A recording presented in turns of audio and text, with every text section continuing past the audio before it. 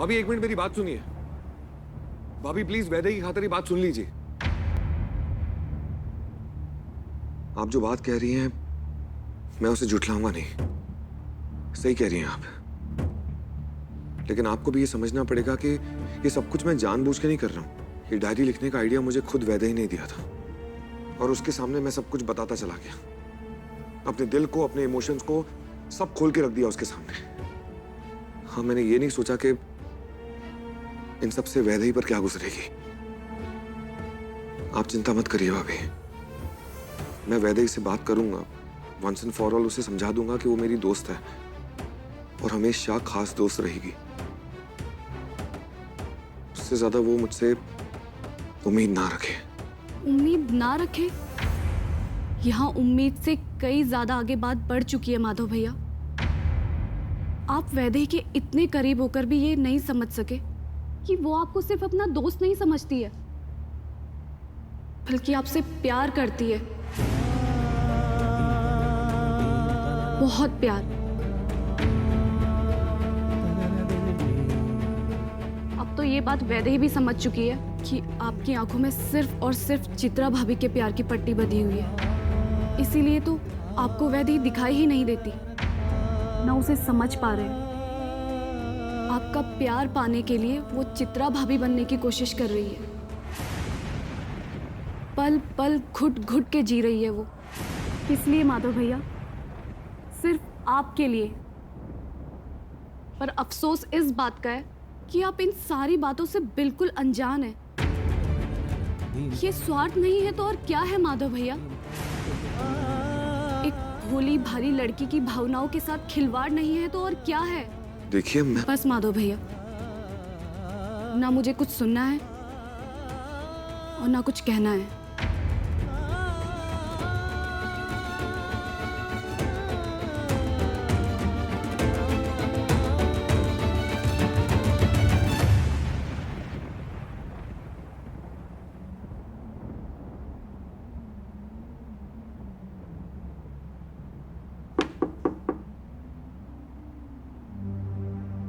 माधव, ये डायरी छुपानी पड़ेगी।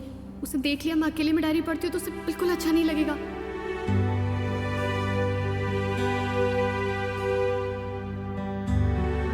क्या हुआ माधव, तू यहाँ कैसे? तेरे कमरे में फिर से चूहा आ गया है क्या? तू क्या छुपा रही है? कुछ भी तो नहीं है। तू जो छुपा रही है ना, वो मेरी डायरी है।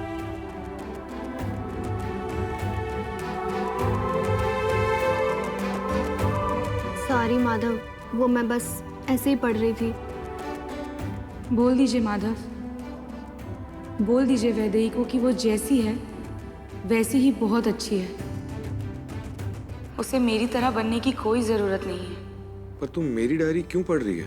क्योंकि इसे पढ़ के मुझे चित्रा दीदी के बारे में पता चलता है। वो कैसी थी, उनका स्वभाव कैसा था, कैसे वो हर परिस्थिति का सामना करती थी, कैसे तेरा ख्याल रखती थी और तू उनसे कितना प्यार करता था। और ये भी कि मुझ में कितनी कमियां हैं और उन्हें कैसे दूर करना है। चित्रा दीदी एक सच्ची अर्धांगिनी थी। इस डायरी को पढ़ के खुद को बदलने की प्रेरणा मिलती है मुझे। तू चित्रा जैसी बनना चाहती है ना? हाँ, लेकिन तू इस बात का कोई गलत मतलब मत निकालना। नहीं नहीं, मैं क्यों गलत मतलब निकालूंगा? ये तो चित्रा को श्रद्धांजलि देने वाली बात हो गई।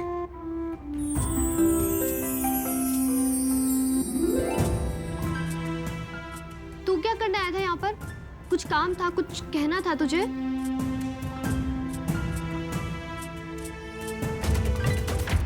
वैदेही वो... बोलना माधव, तू बोल कुछ हो रहा है, सोच कुछ हो रहा है, बता मुझे। वैदेही,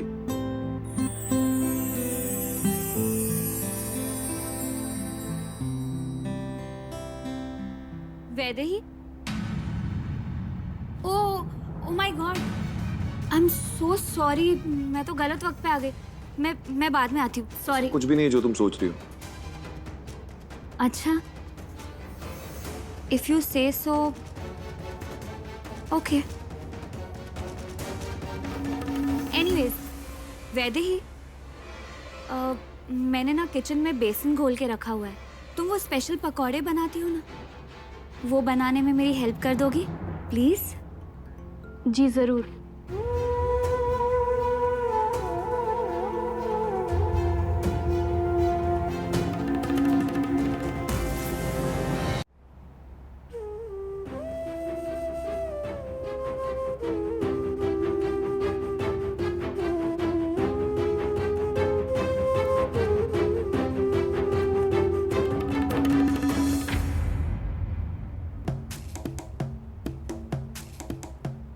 तुम ऐसे क्या मुस्कुरा रही हो? बस यही सोच के कि हर मर्द एक जैसा ही होता है। I thought you are different. मुझे लगा तुम अलग हो, पर नहीं, मैं गलत थी। You are the same. तुम कहना क्या चाहती हो, साफ साफ बोलो। साफ साफ तो बोल रही हूँ, जो साफ साफ मैंने मेरी आंखों से देखा है। तुम्हारे हाथ में वैदेही का हाथ। It's all clear.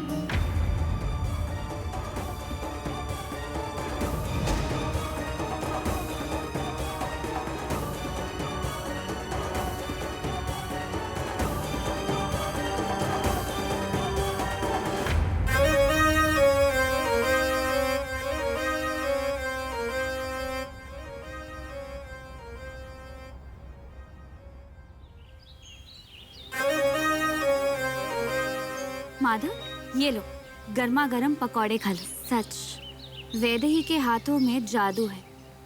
तुमने मुझे कुछ देर के लिए अकेला छोड़ दो, और मुझे पकौड़े खाने में कोई इंटरेस्ट नहीं है। कम ऑन, तुम इतना प्रिटेंड क्यों कर रहे हो? अनजान मत बनो ना तुम मुझसे कोई भी बातें खुलेआम शेयर कर सकते हो। तुम कहना क्या चाहती हो? यही कि तुम वैदेही से प्यार करते हो। ये क्या बोल रही हो तुम? मैं तो वही कह रही हूँ जो मैं देख रही हूँ और समझ रही हूँ। वो तुम्हारे लिए चित्रा की डायरी लिखती है, तुम्हारा इतना ख्याल रखती है, एक वाइफ की तरह तुम्हें संभालती है। और तुमने कभी उसे मना किया है? नहीं ना? तो शायद कहीं ना कहीं तुम भी यही चाहते हो। और माधव, उस होली के दिन जो कुछ भी हुआ, उसके बाद भी तुम डिनाई कैसे कर सकते हो? मुझे कुछ भी डिनाई या एक्सप्लेन करने की जरूरत नहीं है, और मेरे पर्सनल मैटर से ना दूर रहो। माधव, मैं तो बस तुम्हें बस चुपचाप ये पकौड़े खाओ और अपना दिमाग ना कम चलाओ।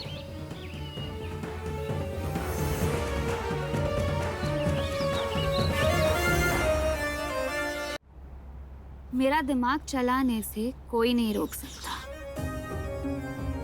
मेरे इतने बोलने के बाद ही तो तुम वैदेही से दूर हो जाओगे। वैसे तुम्हें पता नहीं है माधव, मेरे दिमाग की वजह से ही तो मैं इस हवेली में आई हूँ। बस अब इंतजार है नीला माँ के उपाय का। ये श्वेता किस उपाय की बात कर रही है? करना क्या चाहती है नीलांबरी? ये क्या हो रहा है? कौन है यहाँ? कौन है?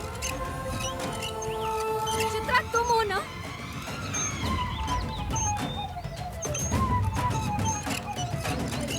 कौन है यहाँ?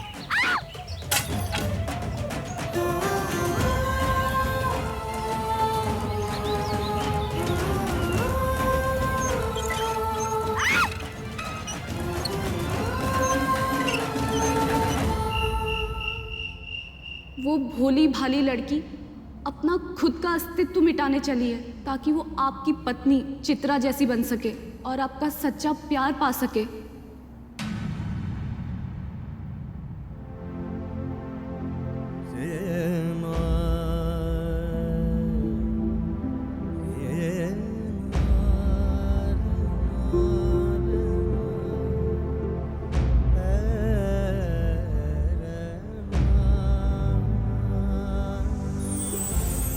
चित्रा को चारों वेद मुंह जबानी याद थे। शुभम करोति कल्याणम आरोग्यम धन संपदा शत्रु बुद्धि विनाशाय दीप ज्योतिर नमस्तुते सर्व मंगल मांगल्ये शिवे सर्वार्थ साधिके शरण्ये त्र्यंबके गौरी नारायणी नमस्तुते। चित्रा को हर म्यूजिक का नॉलेज था, चाहे वो वेस्टर्न हो या इंडियन क्लासिकल या फिर पॉप हो या इंस्ट्रूमेंटल।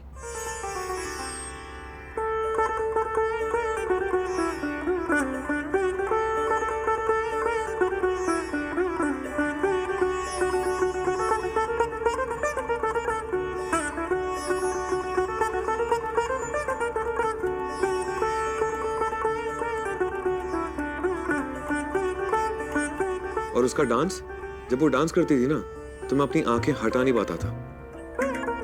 वो म्यूजिक में खो जाती थी और मैं उसमें। बहुत दिल से डांस करती थी वो।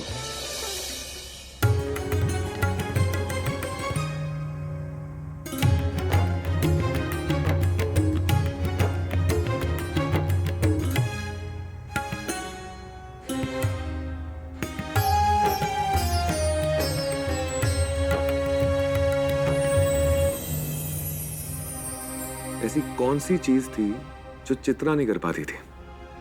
चित्रा तो तलवार भी चलाना जानती थी। क्या? तलवार? चित्रा दीदी तलवार भी चला लेती थी? हाँ, एक ठाकुरों की तलवार थी जिसे तो कुछ लोग उठा भी नहीं पाते थे, लेकिन चित्रा उस तलवार को इतनी निपुणता से चलाती थी, ऐसा लगता था जैसे झांसी की रानी का पुनर्जन्म हो गया।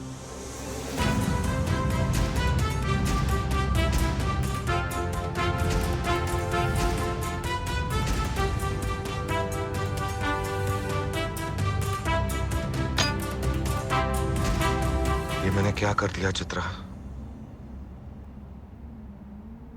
मुझे ऐसा नहीं करना चाहिए था। तुम्हारी यादों को मुझे अपने दिल में संभाल के रखना चाहिए था। हमारी यादों की वजह से किसी के दिल को ठेस पहुंचे, ये मैं कभी नहीं चाहता। और मुझे पता है तुम भी ऐसा कभी नहीं चाहोगी।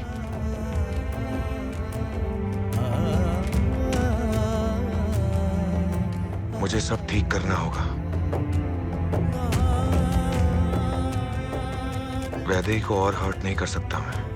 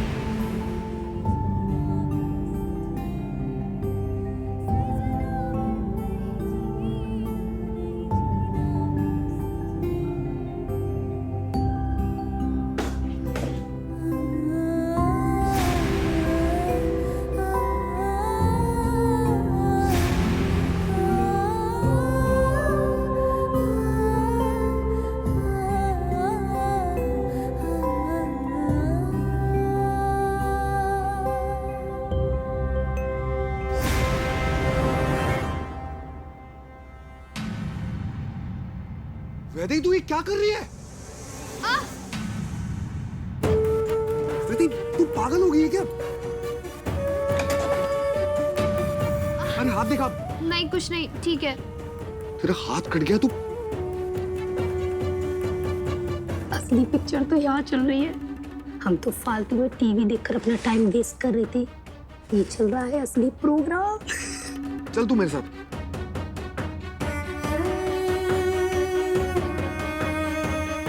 इधर बैठ, मैं अभी आया।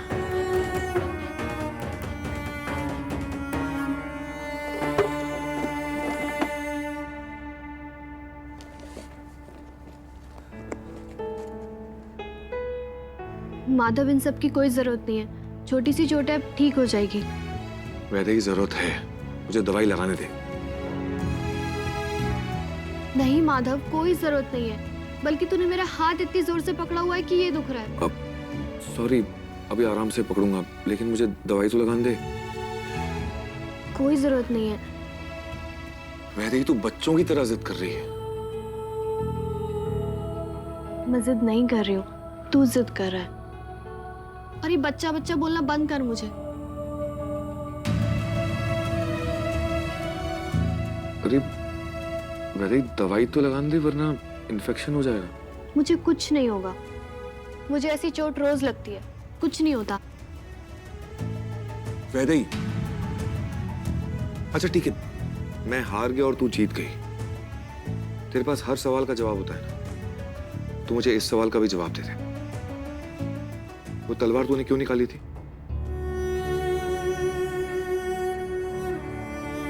नहीं है ना जवाब? मेरे पास है, मैं देता हूं। तूने वो तलवार इसलिए निकाली थी क्योंकि मैंने तुझे चित्रा की तलवारबाजी के बारे में बताया डायरी लिखते वक्त। हाँ माधव, इसीलिए निकाली थी मैंने तलवार। पर क्यों? क्यों बनना है तुझे चित्रा की तरह? इसकी क्या जरूरत है? जरूरत है माधव, और तू ये कभी नहीं समझेगा।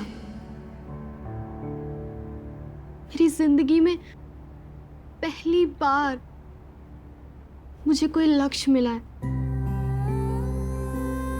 और मैं इसे पूरा करके रहूंगी। तुझे पता है, मैंने वेद पुराण पढ़ना शुरू कर दिया है। संगीत भी मैं बहुत जल्दी सीखने लगूंगी। और ये तलवार मुझसे पहले उठती भी नहीं थी और आज मैंने उसे उठाया। ये सब करके ना मुझे बहुत खुशी मिलती है। एक नई ऊर्जा आती है मेरे अंदर। मैं एक नई वैदेही बनना चाहती हूँ जो पुरानी वैदेही से बिल्कुल अलग हो, क्योंकि पुरानी वैदेही में ना बहुत कमियां हैं। तेरे तो बिल्कुल लायक नहीं है। इसलिए मुझे करने दे माधव, जो मैं कर रही हूँ मुझे करने दे, मुझे मत रोक। तू ये सब क्या कह रही है वैदेही? सच कह रही हूँ माधव, और सच तो ये है कि मैं चित्रा दीदी की बाल बराबर भी नहीं हूँ। जो सपने मैं देख रही हूँ ना, उन्हें पूरा करने के लिए मुझे चित्रा दीदी जैसा बनना पड़ेगा। और जब तक मैं तेरे लायक नहीं बन जाती, तब तक ये सपने सपने ही रहेंगे। ये बदलाव मेरे सपनों की एक नींव है। तेरी अर्धांगिनी बनने के लिए मुझे एक नई वैदेही बनना पड़ेगा जिसे तू प्यार कर सके, जो तेरे लायक हो। इसलिए मुझे मत रोक माधव, मुझे करने दे जो मैं कर रही हूँ, जो मैं करना चाहती हूँ। तू ही तो कहता था ना कि तू बिल्कुल बच्ची है, तो इस बच्ची को बड़ी होने दे माधव। मैं चित्रा दीदी जैसा बनना चाहती हूँ। मुझे बनने दे उनके जैसा। मुझे मत रोक, मेरे सपनों को मत तोड़। ये सपने मेरी जिंदगी है माधव।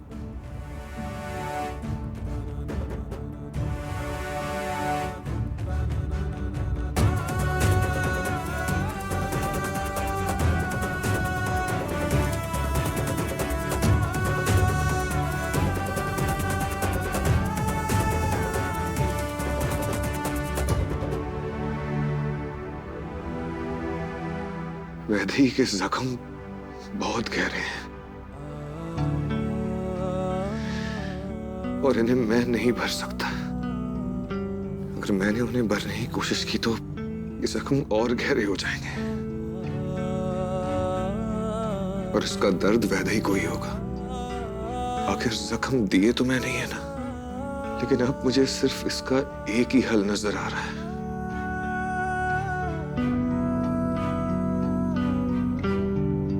कि मैं वैदेही से और उसकी जिंदगी से